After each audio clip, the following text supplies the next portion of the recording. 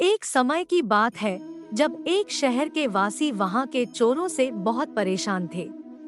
लगातार चोरियों की घटना से सबक लेकर एक बार एक नौजवान पुलिस अफसर ने वहां के सारे चोरों को पकड़ने के लिए रणनीति बनाकर सभी चोरों को पकड़ना शुरू कर दिया।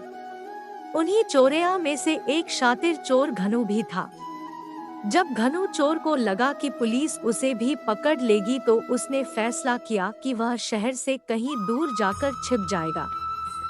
शहर से दूर केरल के किसी सुदूर गांव में वह साधु का रूप धारण कर रहने लगा।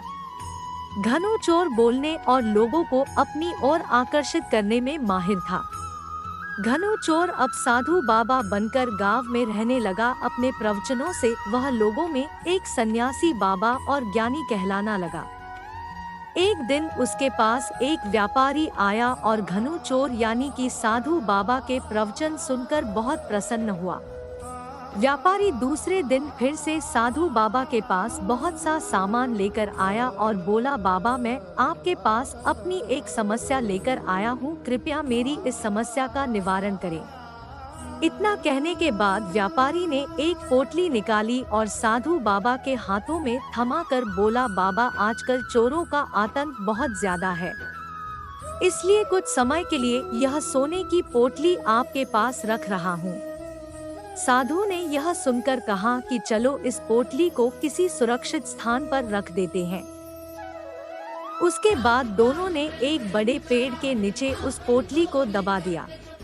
अब सारी रात भर घनु चोर यानी कि बाबा उस पोटली के बारे में सोचता रहा कि यदि यह पूरा सोना मुझे मिल जाए तो वह शादी भी कर लेगा और पूरा जीवन बहुत ही अच्छा व्यतीत होगा। फिर घनु बाबा ने एक योजना तैयार की, वह पूरा सोना लेकर यहाँ से दूर चला जाएगा। उसके बाद वह सीधे उस व्यापारी के घर पहुँच गया।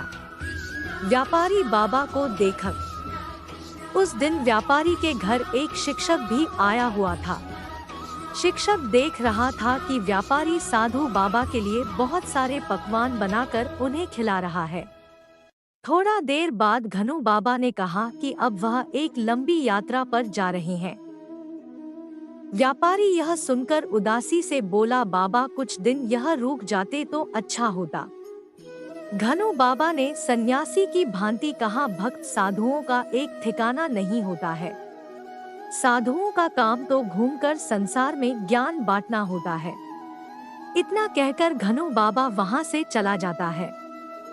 घनु बाबा कहता है कि गलती से मेरी धोती में तुम्हारे घर से एक घास का तिनका आ गया है, उसी तिनके को वापस लौटाने आया हूँ। उसके बाद घनु बाबा यह कहता कि सच्चा साधु कभी किसी दूसरे की वस्तु नहीं लेते। इतना कहकर साधु वहाँ से चला जाता है।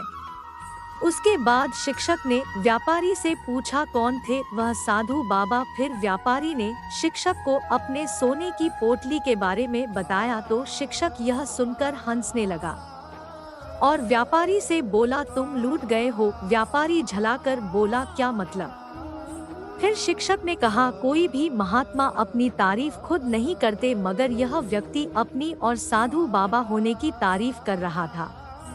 अगर यकीन न हो तो खुद जाकर देख लो जहां तुमने सोना दबाया है, शिक्षक ने कहा। मौके पर जाकर व्यापारी ने देखा वहां से सोना गायब है और रोने लगा। शिक्षक ने कहा, तुम उसका पीछा करो, मैं पुलिस को लेकर आता हूँ। इसके बाद साधु बाबा का पीछा करते हुआ पुलिस ने उसे पकड़ लिया। फिर उसने बताया कि वह कोई साधु बाबा नहीं है, वह एक चोर है। दोस्तों, जीवन में आंख बंद कर किसी पर एकदम से विश्वास नहीं करना चाहिए।